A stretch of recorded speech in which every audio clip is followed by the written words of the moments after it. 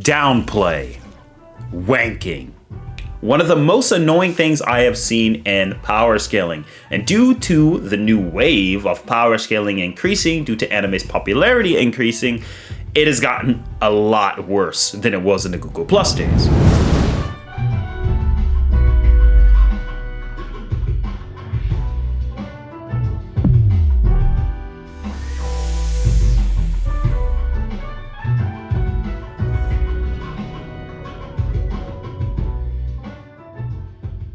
Hello everyone, it is me, Atari HMP, and today's video is about wanking and downplay. Alright, so let's get started. What is a wanker? Okay, somebody who is a wanker is a slang term when it's used that someone is basically, utilizing a feat or overblowing it far too out of proportion, way more than what it should be. Typically speaking, you're going to see this nowadays called glazing, which is even more of a gross innuendo in some way. Whatever. The whole point is you overplay a character. It's quite the opposite of downplay. Now, here's the difference. Let me give a very broad example of exactly what I'm talking about. Okay, here's a character. Her name is Meatball Head. Okay, Meatball Head is stated to be planetary, or capable of destroying planets. Okay, that's a very broad statement, because planets comes in all different shapes and sizes, right? Alright, now, let's take a look. What would the 5 categories be? We have the downplayer, the low ender, the mid ender, the high ender, and the wanker. Okay, let's actually take a look.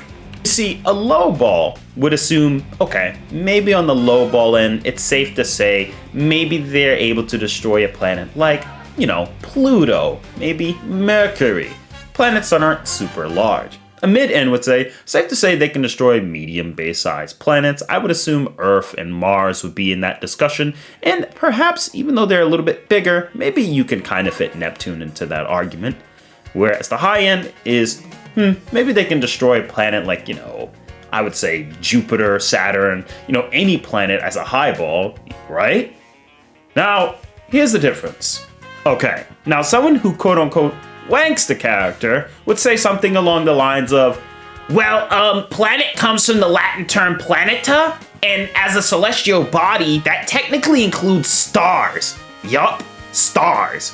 And I guess there's technically planets that are so much bigger. Like he got HD 39091b, which is 12 times bigger than Jupiter. In fact, if you want to get into the nuances, planets are named after Greek gods. And that means they can destroy bodies named after Greek gods. Do you know what this means? No, I don't. Please enlighten me. This literally means that I can take an entire Greek god who's universal. Yeah, exactly. You get where this is going. That is what somebody who wanks does. Taking things far too out of proportion, using extreme examples, taking anomalies, and anything they can get their hands on to basically make a character far stronger than it was intended for the story. Now, quite the literal opposite is the downplayer. Now, what does a downplayer do? Well, let's see. A downplayer is somebody who would say, okay, now hold on for a minute. You can't sit there and say that she can blow up an entire planet like that. First of all, you need to understand a couple things. Her powers come from a chain reaction, so she's not even really going to technically destroy a planet. And also, if I recall, wasn't there a girl in the series who made like her own dimension?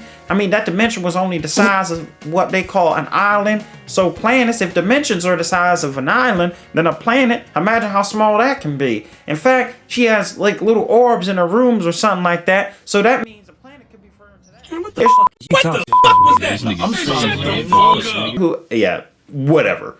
You get the whole point. They will ramble on about any excuse in the book, or even make simple claims such as, nah, I'm sorry, man, we need more information. It may say she could destroy planets, but we haven't even seen any other planet besides Earth. How do we know their standards? I'm like, okay, can't we just assume it's the standards of the size of the Earth? Yeah, but that's too vague. How do we know they're not talking about satellite planets, like the moon? Bruh. Oh boy. So you get the picture. Downplayers will use anything in the book to put down what a character's feats can do, and a wanker will do anything to uplift those feats of what a character can do. For example, Dragon Ball, and I'm sure a lot of us heard this. Well, the epicenter didn't destroy the actual, planet. So, I mean, if you're in a room, Beerus and Goku wouldn't even destroy the room because the shockwaves don't have enough space to spread out to become more destructive. It's more of a hex feat.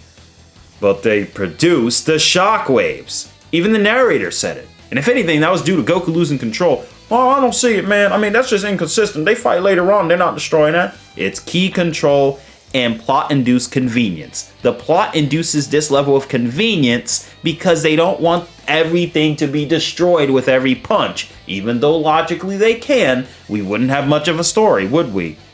But, on the side of the wankers... No, see, you guys don't understand.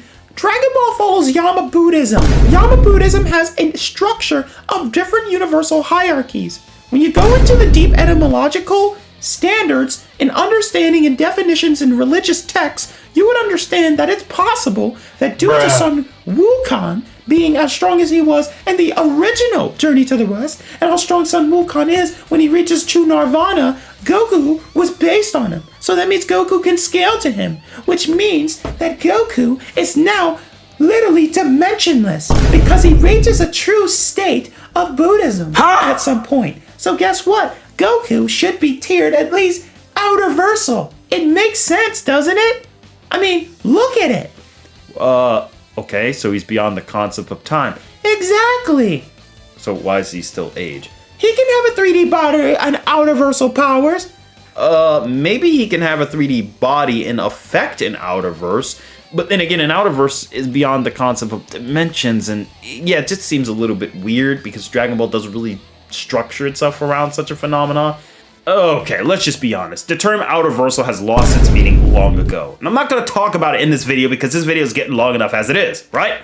Alright, so the bottom line is, many people will claim their character can do something. Many people will claim their character can't do something. But the story tells you everything. I think another note to take is power scaling isn't really based always on the author's interpretation of the narrative, but rather the author's intent, feats, statements, and essentially the lore.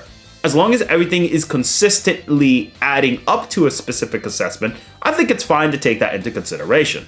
However, if you have to, well, jump around and circle into religious texts and philosophies just to get a character to a certain level, I think that's when you kind of go out of the boundaries of what the author intended. And thus, I don't think is a legitimate argument. And when you start to downplay to the point where it's not part of what the story actually shows and contradicts what literally happens on screen or what is stated, then it's probably much downplay. What we call those people? Baboons! Because that's exactly what a baboon would do. No common sense, no logic, no analytical skills, doesn't care, does what it wants, sleeps, eats, farts, poops, and throws it back at you. Okay. The bottom line is, guys, don't be a wanker and don't be a downplayer. This is Atari H&B, and I'm signing off. Peace.